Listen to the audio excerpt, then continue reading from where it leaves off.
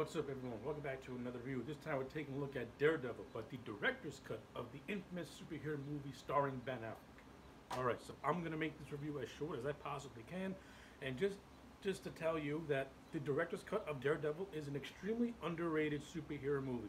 Now, is the director's cut this be-all, end-all movie that is a must-watch? No. But if you're someone who saw the theatrical cut of Daredevil, and that movie left a bad taste in your mouth, and you're hesitant about watching the director's cut, I'm here to tell you that the director's cut of Daredevil will change your opinion on the movie. The director's cut of Daredevil is what the original theatrical version should have been. The director's cut of Daredevil, it does what it needs to do with the Daredevil character. Not only that, it's a better, it's a better constructed movie, and it's a better flowing movie. Despite a couple of things here and there, the director's cut is an overall complete version of the original intention of Daredevil. So without further ado, let me give you my pros and let me give you my cons. The pros. The acting in this movie in general is actually really, really solid. Ben Affleck as Matt Murdock / Daredevil, I think he gives himself a lot of disservice by denouncing this role because he's actually not that bad in the role. He's actually quite good, especially when he's Matt Murdock. He's actually really, really good as Matt Murdock. I buy the fact that Ben Affleck really sells Matt's disability of being a blind lawyer. I like the character and the character interactions he has with Foggy Nelson, played by Jon Favreau. I think Affleck and Favreau do have a good on-screen comedic chemistry with one another. I like the romance, well, for the most part, the romance with Murdock and Elektra, played by Jennifer Garner. It's good for what it is. It's nothing horrible. There are moments where Jennifer Garner's performance can come across as maybe being a little too wooden in certain scenes, but there are also a number of scenes where they actually have a nice flow going on. And I like that. I really enjoyed that part, that aspect of the movie. And I like how this movie also, has Matt coming to conflict with himself. Because he's a lawyer, he's fighting for those who have no one to fight for. But in addition to that, he's also Daredevil. He's also a vigilante who borderlines on being a murderer in a way. So, and at the same time, he's also a Catholic. So you have these three conflicting forces that I think Ben Affleck handles really, really well. And I think his performance can be a little understated by a lot of people, mainly because he's Ben Affleck, and this was a time when Ben Affleck was all over the place. And I think that's a disservice to him as an actor, because he is quite good in this movie, and he's not bad at all. Like I said, he handles himself well with his co-stars. I think he actually looks pretty good in the Daredevil costume. The Daredevil costume itself is, a nice modern a nice 2003 update of what it looked like originally in the comic books. And I think, for the most part, some of his fight scenes are well choreographed. Some of them are less than stellar, but the third act fight scenes are where the money really is with this movie. Another thing I like, Colin Farrell and Michael Clark Duncan as both Bullseye and Kingpin respectively. These two are having a ball just being over the top and hamming it up as these villains. You can tell that Michael Clark Duncan is having the time of his life playing the Kingpin, and that really shows on screen. Michael Clark Duncan is, as the Kingpin, he's a physically intimidating force, and the brawl he and Daredevil have at the climax is really, really good and really, really entertaining. The fight with Bullseye and Matt Murdock is also extremely good as well on the rooftop, and also the branch off fight that Bullseye ends up having with Elektra, which eventually leads to Elektra's death, is also quite good onto itself. And Colin Farrell, just in general, he just has a really good, dark humor to his character of Bullseye. So it works for me. It works with this movie. Production-wise, I thought Mark Steven Johnson did a good job directing this movie. Mark Steven Johnson is not the... Mark Steven Johnson won't go down as this brilliant visual director, but he's a very competent director. And this movie is well shot. The cinematography really gives it a very gritty comic book-like feel to it, which I can appreciate. And I like the shots.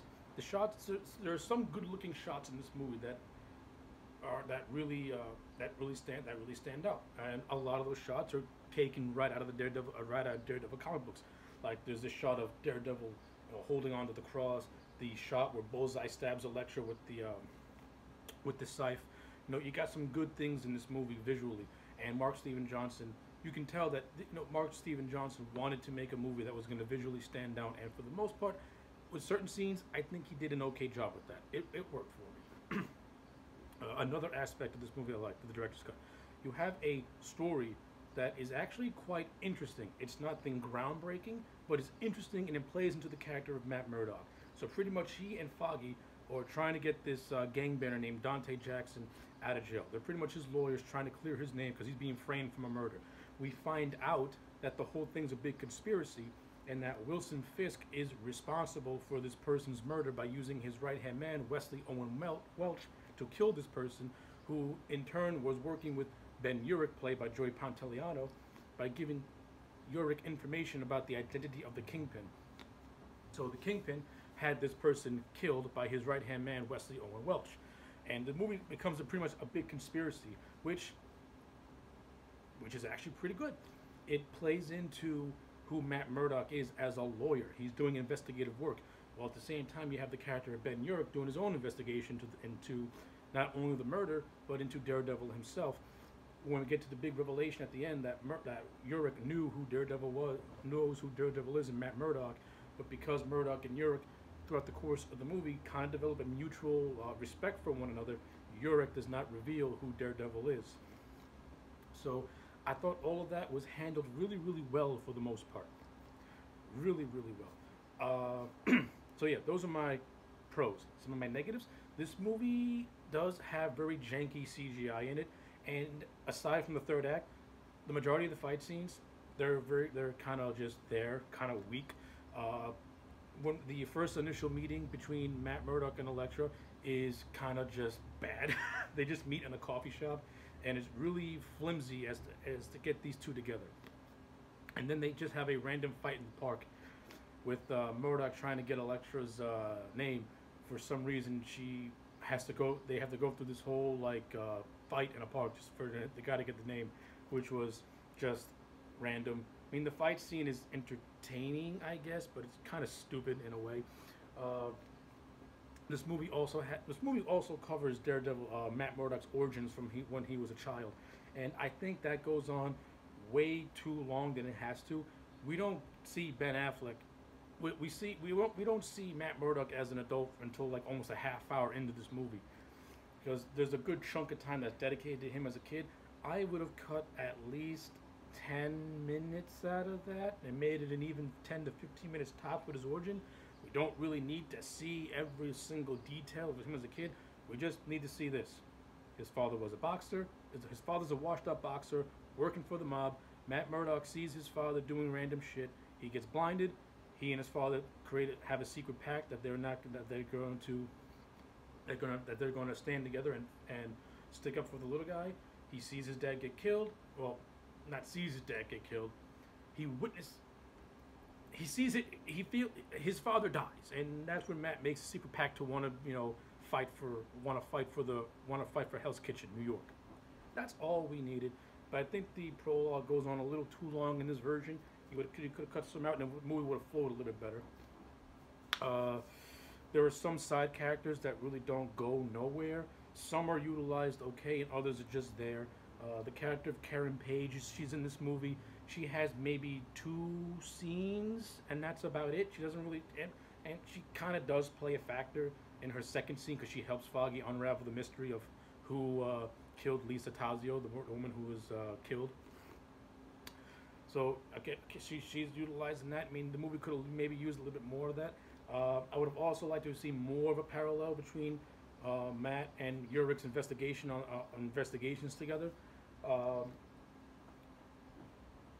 This movie could have had better choreographed fight scenes, more so in the early half of this film, because some of those fight scenes are just there. They're nothing spectacular. They're nothing outstanding.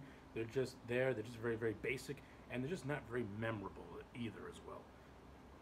So yeah, overall, I think the director's cut of Daredevil is a stellar movie. It's not perfect by any way, shape, or form, but it will make you appreciate the movie in a much better light, which is why I'm going to give the director's cut Daredevil, the director's cut of Daredevil, a solid 8 out of 10.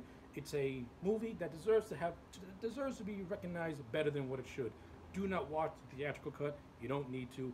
Watch the director's cut. It's the superior version and the only version that should matter. Anyway, those are my thoughts. Let me know yours in the comment section down below. Like the video and subscribe, and I'll check you back next time for more.